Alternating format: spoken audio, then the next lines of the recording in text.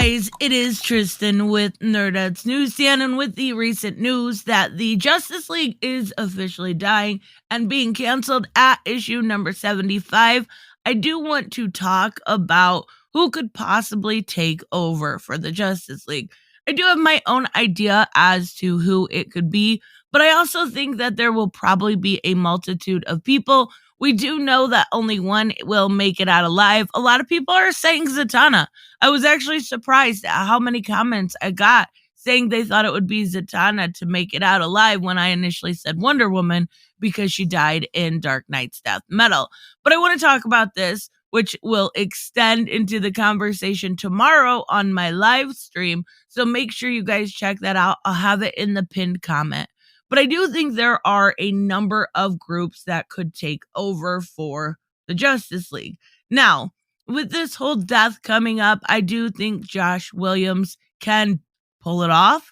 I don't know how or what is going to happen, but I don't think, which most people I've seen alluding to do think, is that it is going to be the future state version of the Justice League.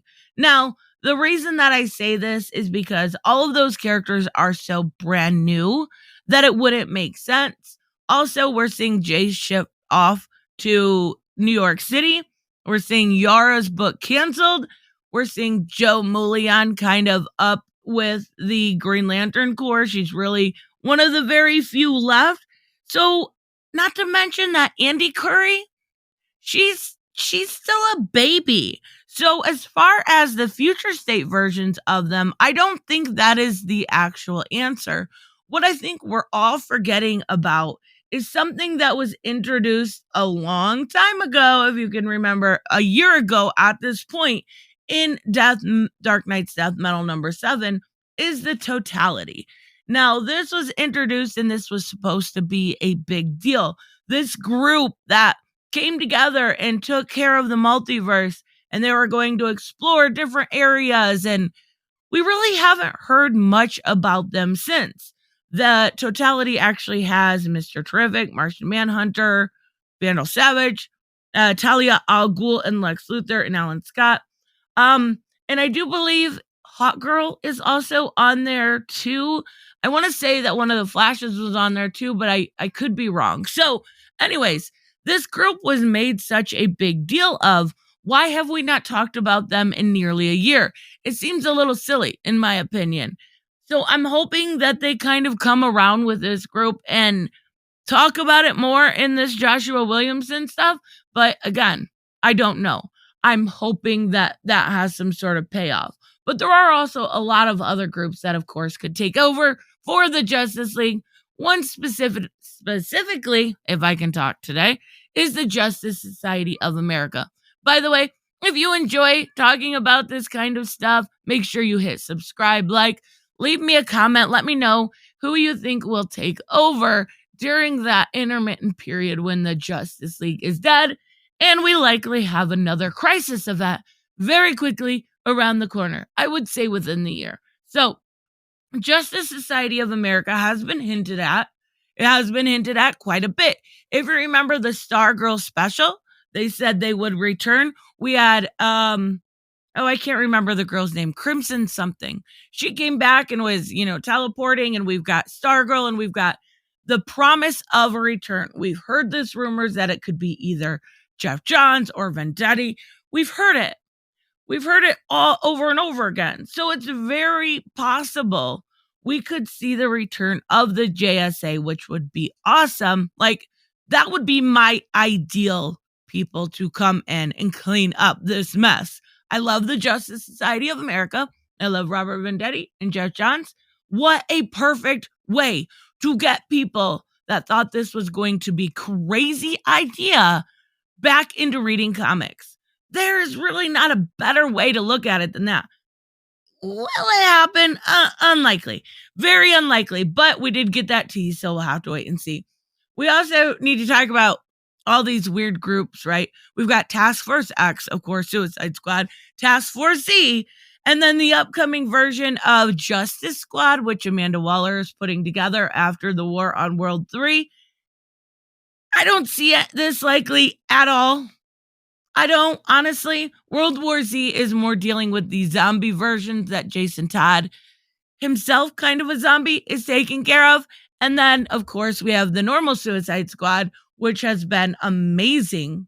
Just want to put that in there. Make sure you check out Suicide Squad. It's one of the better titles right now. But I don't see them actually bringing in a bunch of villains to save the heroes. Maybe. It wouldn't be a first time. It would be basically the whole concept.